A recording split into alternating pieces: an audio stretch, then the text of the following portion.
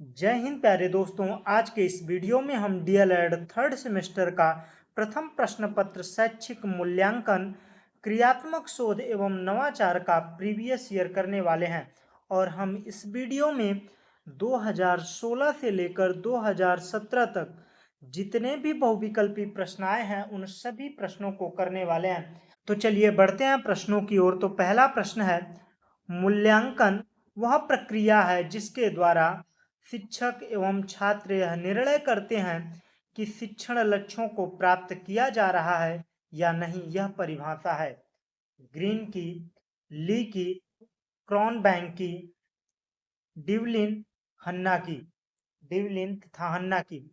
तो मूल्यांकन वह प्रक्रिया है, मूल्यांकन क्या है? वह प्रक्रिया है जिसके द्वारा शिक्षक और छात्र, मतलब पढ़ने वाला और पढ़ाने वाला, शिक्षक और छात्र यह निर्णय करते हैं, दोनों निर्णय लेते हैं कि शिक्षण लक्ष्यों को प्राप्त किया जा रहा है कि नहीं। मतलब टीचर ने जो पढ़ाया क्या विद्यार्थी को समझ में आया, विद्यार्थी ने सीखा क्या, और विद्यार्थी यह मूल्यांकन के जरिए पता कर पाता है कि शिक्षक ने जो मुझे सिखाया है उसको मैंने कितना सीखा है, शिक्षण लक्ष्यों को प्राप्त किया है कि नहीं। यह कथन किसका है? क्रॉनबैंक का है। बढ़ते हैं अगले प्रश्न की ओर। मापन होता है गुणात्मक, मात्रात्मक, तुलनात्मक, उपरोक्त में से सभी। तो मापन और मूल्यांकन, मापन में क्या होता है? केवल मात्रात्मक चीजों को बताया जाता है, लेकिन मूल्यांकन में गुणात्मक और मात्रात्मक दोनों चीजों को इंक्लूड किया जाता है। गुणात्मक का मतलब है कोई बच्चा कितना खुशी है, इसका नंबर बता सकते हैं, 5 नंबर खुशी है, 6 नंबर खुशी है, ये नहीं कह सकते ना। तो गुणात्मक का मापन नहीं किया जा सकता। गुणात्मक और मात्रात्मक जो अंकों के रूप में प्रदर्शित किया जाए वो मात्रात्मक है। और जैसे कक्षा में 5 बच्चे हैं और वो मैथ में बेहतर करते हैं, मैथ बेहतर पढ़ते हैं, तो उनमें से सबसे बेहतर कौन है अगर यह बताता है तो ये कौन सा है? तुलनात्मक है।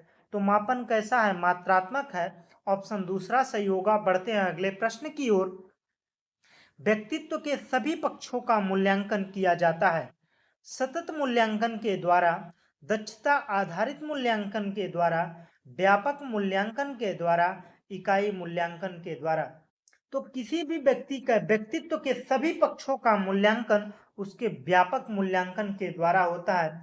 ज्ञान, बोध, अनुप्रयोग का संबंध मूल्यांकन के किस पक्ष से है? तो ज्ञान, बोध, अनुप्रयोग यह किससे होता है? माइंड से होता है। अगर जो दिमाग से काम कर रहे हैं वो क्या होता है? संज्ञानात्मक पक्ष होता है। अगर भावनाओं से खुशी, गम, ईर्ष्या, ये सब क्या है? भावनात्मक है। कौशलात्मक, कौशलात्मक का मतलब है कौशलात्मक में किसी भी स्किल पक्ष का मूल्यांकन करना होता है। नैतिक, मोरल पक्ष होते हैं। बढ़ते हैं अगले प्रश्न की ओर। वर्ष के अंत में किया जाने वाला मूल्यांकन कहलाता है सतत मूल्यांकन, दक्षता आधारित मूल्यांकन, वार्षिक मूल्यांकन, उपयुक्त में से कोई नहीं। तो सत्र के अंत में कौन सा पेपर होता है? एनुअल एग्जाम होता है। वो क्या होता है? वार्षिक मूल्यांकन होता है। ऑप्शन तीसरा सही होगा। इसे समेटिव असेसमेंट भी कहते हैं। योगात्मक मूल्यांकन, कौन सा? योगात्मक मूल्यांकन, योगात्मक मूल्यांकन। सतत मूल्यांकन क्या होता है? फॉर्मेटिव असेसमेंट इसे बोलते हैं। फॉर्मेटिव असेसमेंट का मतलब है रचनात्मक मूल्यांकन या सतत मूल्यांकन। यह जब कक्षा चल रही है उसी समय टीचर क्या करता है? बच्चों में जो कमी रह गई है, किस कारण नहीं सीख पाए हैं, उसका मूल्यांकन करते हुए चलता है। यह कक्षा के साथ साथ, मतलब पढ़ाने के साथ साथ जो मूल्यांकन चलता है वो क्या है? सतत मूल्यांकन है। जब पढ़ाने के बाद में रिजल्ट घोषित करने के लिए जो किया जाता है वो क्या होता है? वार्षिक मूल्यांकन होता है। तो सत्र के अंत में कौन होता है? वार्षिक मूल्यांकन। बढ़ते हैं अगले प्रश्न की ओर। प्रायोगिक मूल्यांकन होता है। प्रायोगिक का मतलब प्रयोगों के द्वारा किसमें मूल्यांकन होता है? आपको प्रैक्टिकल नंबर किसमें दिया जाता है? विज्ञान, भूगोल, कृषि। कृषि में भी प्रैक्टिकल होता है। तो हिंदी संस्कृत में तो प्रैक्टिकल होता नहीं, इतिहास और नागरिक शास्त्र में प्रैक्टिकल होता नहीं, दर्शन शास्त्र में नहीं होता। लेकिन प्रयोगात्मक मूल्यांकन किसमें होता है? विज्ञान, भूगोल और कृषि में होता है। उत्तम परीक्षण की विशेषता नहीं है। उत्तम परीक्षण की विशेषता नहीं है। वैधता, सबसे पहले यह जानिए कि वैधता क्या है। परीक्षा में प्राप्त अंक, कोई विद्यार्थी परीक्षा में कितना अंक पाया है वो क्या है? वैध है। तर्क संगत जो अवधारणाएं प्राप्त होती हैं वो क्या होती हैं? वैध होती हैं। विश्वसनीयता, जब आप किसी भी चीज का प्रयोग कर रहे हैं या परिणाम निकाल रहे हैं, बार बार परिणाम वही आ रहा है, तो क्या कहलाता है? विश्वसनीय कहलाता है। वस्तुनिष्ठ, लेकिन उत्तम परीक्षण की विशेषता कठोरता नहीं होनी चाहिए। बढ़ते हैं अगले प्रश्न की ओर। छात्र के प्रारंभिक ज्ञान का मूल्यांकन किया जाता है।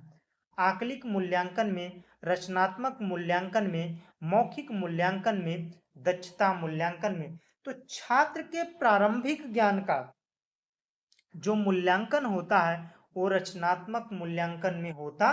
तो छात्रों की रुचियों, संवेगों, मनोवृत्तियों में से संबंधित मूल्यांकन का पक्ष, छात्र की रुचि की बात कर रहा है, मतलब भावना जिसमें उसका मन कर रहा है। अगर ज्ञान, अनुप्रयोग, बोध की बात करें तो संज्ञानात्मक पक्ष होता है, लेकिन संवेग, रुचि की बात कर रहा है तो भावनात्मक पक्ष है। ऑप्शन दूसरा सही होगा। बढ़ते हैं अगले प्रश्न की ओर। ब्लूप्रिंट का संबंध है क्रियात्मक शोध से, नवाचार से, प्रश्न पत्र निर्माण से, उपचारात्मक शिक्षण से। जो ब्लूप्रिंट है इसका संबंध होता है प्रश्न पत्र निर्माण से। कौन से चैप्टर से कौन से प्रश्न कैसे बनाने हैं ये कौन बताता है? ब्लूप्रिंट बनाता है। क्रियात्मक शोध, शिक्षण और शिक्षा को और बेहतर बनाने के लिए जो शिक्षक द्वारा और छात्रों द्वारा कार्य किया जाता है वो क्या होता है? क्रियात्मक शोध होता है। उपचारात्मक शिक्षण क्या है? जब किसी भी बालक में शिक्षण प्रदान करने के बाद उसमें क्या कमियां रह गई हैं उसको दूर करने के लिए उपचारात्मक शिक्षण प्रदान किया जाता है। बढ़ते हैं अगले प्रश्न की ओर। छात्रों की त्रुटियों का ज्ञान होने पर उन्हें दूर करने के लिए किया जाने वाला शिक्षण कहलाता है। वही मैंने बताया ना कि मतलब पहले क्या होता है? पहले पता किया जाता है, तो पता करने के बाद में कौन सा शिक्षण दिया जाता है? उपचारात्मक शिक्षण दिया जाता है। और उपचारात्मक शिक्षण से पहले कौन सा शिक्षण होता है? निदानात्मक शिक्षण होता है। बढ़ते हैं अगले प्रश्न की ओर। तो अगला प्रश्न है, बचाव निदान का उच्चतम स्तर है। यह कथन है टीपी नन का, क्रॉन बैंक का, मेरे का या रास का? तो यह जो कथन है यह रास का है। बढ़ते हैं अगले प्रश्न की ओर। शैक्षिक क्षेत्र में क्रियात्मक अनुसंधान का प्रयोग किया था। स्टीव एस्कोने ने, स्किनर ने, रायबर ने, वुडरो ने। तो क्रियात्मक अनुसंधान, क्रियात्मक शोध जो है वो किसने किया था? स्टीफन एस्कोने ने किया था। कोने, इसको याद रखिएगा। बढ़ते हैं अगले प्रश्न की ओर। कार्य क्षेत्र से संबंधित समस्या के कारणों को जानने व समाधान हेतु किया जाने वाला शोध कहलाता है मौलिक शोध, क्रियात्मक शोध, ऐतिहासिक शोध, वैज्ञानिक शोध। तो मैंने कहा ना, कार्य क्षेत्र, शिक्षण कार्य क्षेत्र में समस्या कारणों को जानने और समाधान के लिए क्रियात्मक शोध किया जाता है। देखिए क्रियात्मक शोध से कितने प्रश्न आए केवल एक ही साल में। 2016 का ये प्रीवियस है। 2016 में देखिए रिलेटेड प्रश्न कितने पूछे गए हैं। शैक्षिक उद्देश्यों के अनुसार प्रश्नों के पक्ष होते हैं। तो शैक्षिक उद्देश्यों के अनुसार प्रश्नों के पक्ष कितने हैं? प्रश्नों के पक्ष 4 हैं। कौन कौन से हैं? संज्ञानात्मक पक्ष, भावनात्मक पक्ष, कौशल पक्ष, सामाजिक पक्ष। जैसे पानी क्यों जरूरी है, ये क्या है? संज्ञानात्मक, सोच रहे हैं उसके बारे में। भावनात्मक पक्ष, पानी बहाना सही नहीं है क्योंकि आने वाली पीढ़ी के लिए पानी नहीं मिलेगा, ये क्या है? भावनात्मक है। कौशलात्मक पक्ष का मतलब है कि लोगों को जागरूक करने के लिए बड़े बड़े बैनर बनाना, स्केच बनाकर लोगों को जागरूक करना। सामाजिक पक्ष, समाज के संरक्षण के लिए करना। यह 4 शैक्षिक उद्देश्य होते हैं। बालक एक ऐसी पुस्तक है जिसका अध्ययन अद्योपरांत शिक्षक कक्ष में करता है। यह कथन है प्लेटो का, अरस्तु का, रास का, रूसो का। तो बालक ऐसी पुस्तक है जिसका अध्ययन अध्योपांत, अध्योपरांत का मतलब है शुरू और अंत, शुरू से लेकर अंत तक शिक्षक कक्ष में करता है। अध्ययन किसका करता है? बालक का। यह कथन किसका है?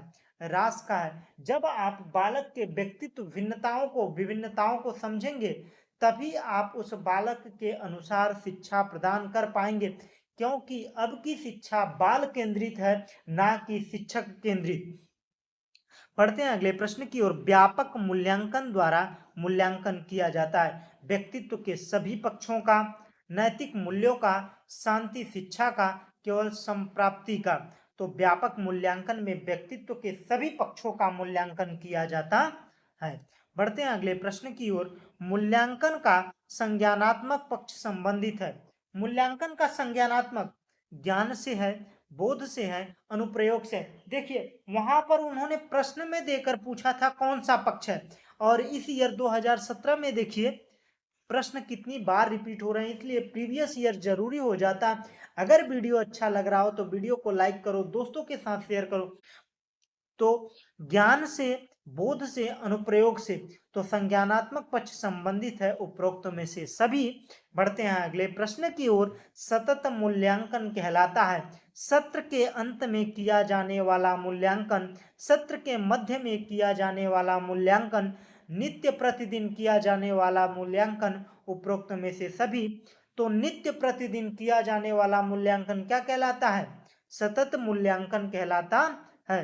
तो सत्र के अंत में किया जाने वाला मूल्यांकन कौन सा है? मैंने अभी जस्ट पढ़ाया है, कमेंट में बताइएगा। बढ़ते हैं अगले प्रश्न की ओर।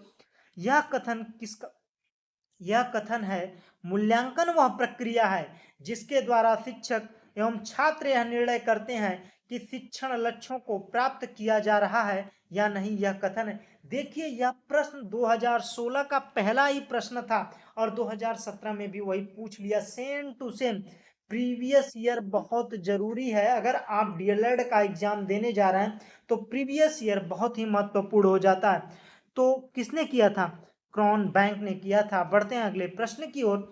विज्ञान, भूगोल एवं कृषि विषय होते हैं केवल सैद्धांतिक मूल्यांकन वाले, सैद्धांतिक एवं प्रायोगिक मूल्यांकन। पहले पूछा था प्रायोगिक मूल्यांकन किसमें होते हैं, और यहाँ पर विषय देकर पूछ लिया कौन सा मूल्यांकन है, तो ऑप्शन दूसरा सही होगा। बढ़ते हैं अगले प्रश्न की ओर। उत्तम शिक्षण प्रशिक्षण की विशेषता, उपरोक्त में से सभी। बढ़ते हैं अगले प्रश्न की ओर। रचनात्मक मूल्यांकन में किया जाता है बच्चों के प्रारंभिक ज्ञान का मूल्यांकन, बच्चों के अंतिम ज्ञान का मूल्यांकन, बच्चों के मध्यंतर ज्ञान का मूल्यांकन। तो रचनात्मक जो मूल्यांकन होता है यह बच्चों के प्रारंभिक ज्ञान का मूल्यांकन करता है। बढ़ते हैं अगले प्रश्न की ओर। भावनात्मक पक्ष कहलाता है। जो भावनात्मक पक्ष है किससे है? रुचियों से संबंधित मूल्यांकन है, संवेगों से, मनोवृत्तियों और मूल्यांकन से। तो उपरोक्त में से सभी से संबंधित है भावनात्मक पक्ष का मूल्यांकन। बढ़ते हैं अगले प्रश्न की ओर। ब्लूप्रिंट का संबंध है प्रश्न पत्र निर्माण से। बढ़ते हैं अगले प्रश्न की ओर। उपचारात्मक शिक्षण संबंधित है बच्चों के गणित विषय के शिक्षण से, बच्चों में पठन क्षमता विकसित करने में, बच्चों की त्रुटियां दूर करने में, अंग्रेजी विषय के शिक्षण में। तो बच्चों के त्रुटियों को दूर करने के लिए कौन सा मूल्यांकन होता है? शिक्षण होता है, उपचारात्मक शिक्षण होता है। रास का कहना है बचाव निदान का उच्चतम स्तर है, ऑप्शन दूसरा सही होगा। बढ़ते हैं अगले प्रश्न की ओर। स्टीफन एम कोरे ने शैक्षिक क्षेत्र में किस प्रकार के अनुसंधान में प्रयोग किया था क्रियात्मक शोध में? यह भी प्रश्न प्रीवियस ईयर का ही है, मैंने जस्ट करा है। क्रियात्मक शोध करने का अधिकार है केवल शिक्षकों को, शिक्षक एवं प्रधानाध्यापक को, शिक्षकों प्रधानाध्यापकों छात्रों को, शिक्षक प्रधानाध्यापक छात्रों, एमबीएसबी सभी को, एमबीएसएस सभी को। तो किसको किसको यह है? तो यह उपरोक्त में से सभी को है क्रियात्मक शोध करना चाहिए। बढ़ते हैं अगले प्रश्न की ओर। तो अगला प्रश्न है शैक्षिक मूल्यांकन का अंग है व्यवहारात्मक अनुभव, प्रेरणात्मक अनुभव, स्मृति अनुभव, अधिगम अनुभव। तो शैक्षिक मूल्यांकन का अंग है अधिगम अनुभव।